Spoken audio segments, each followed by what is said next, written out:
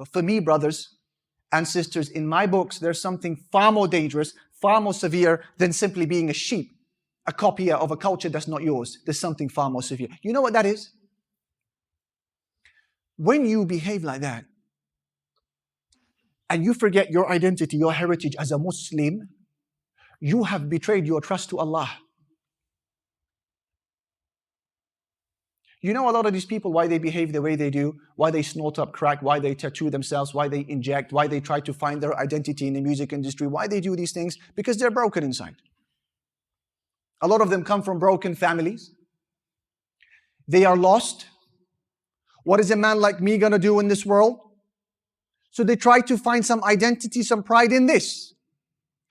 You, however, as a Muslim, Allah has given you answers. You know, this is the problem.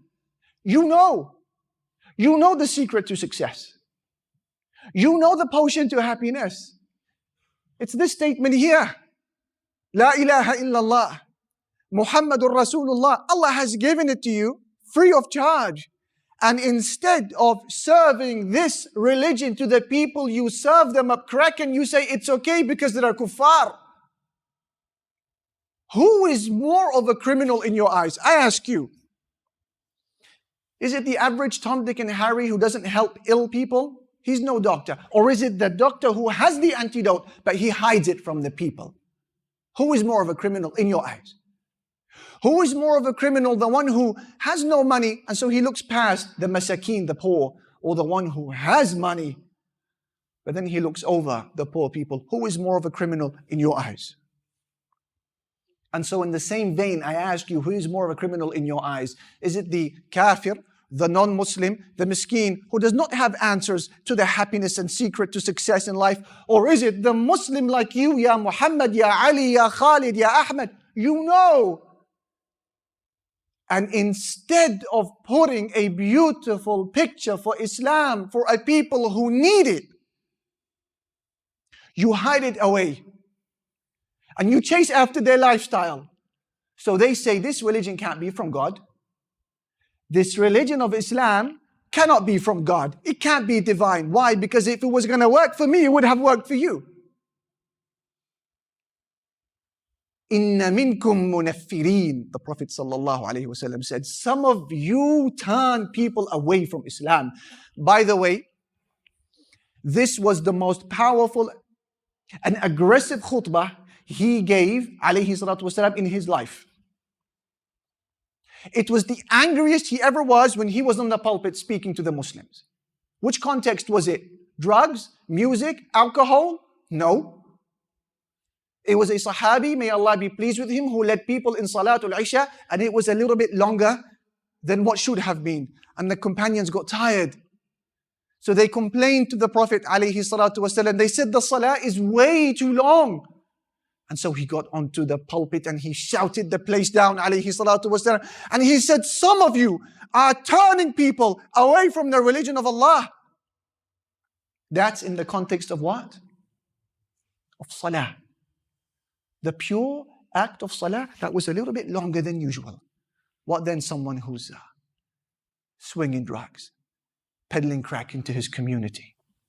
Thousands of people becoming skagheads and dopeheads and nitties because of his product, because of his food.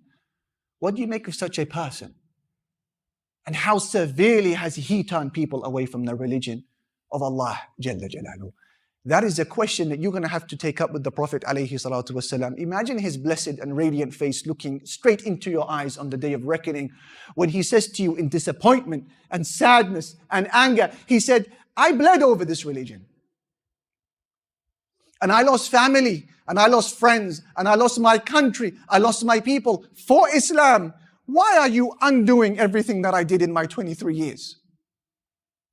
You weren't a good Muslim, you could have kept yourself to yourself. You went out and you showed the world Islam is not a solution through the product you put onto the fields. Then imagine yourself standing on the bridge, the Sirat, thinner than your hair and sharper than a blade. And this is a sirat that moves, a sirat that speaks, a bridge that talks. It has pincers and knives and spears and blades and chains and hooks. And imagine your homeboys now crossing over and they don't make it. They fall into oblivion. And now it's your turn to cross over. And then one of those men turns back and he catches a glimpse of your face and he says, Ya Rab, that was a Muslim right there. That was my friend. I knew him.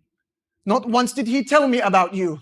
Rather, he gave me the image that Islam is no different to our lifestyle. Serving up the things we're serving up, snorting up the things we were snorting up, and singing just like us. A gangster just like us, a roadman just like us. Ya Rabbi, if I fall into hell, he should fall too.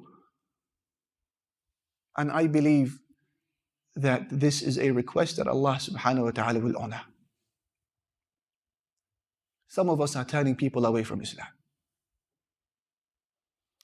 We as Muslims are supposed to be picking people up from kufr, from disbelief, from confusion, from misery. Why is it now that the Muslim has become a man who's roaming the street picking up cigarette butts because he's now gagging for another rap? People should be coming to our ends, the Muslim ends, looking for answers, looking for guidance, looking for knowledge, looking for information about this honorable Prophet Muhammad sallallahu alaihi wasallam. They should be coming to our ends looking for security. Now they come to our ends, if they dare, wearing riot gear, bulletproof jackets. Why? Because they fear for their lives.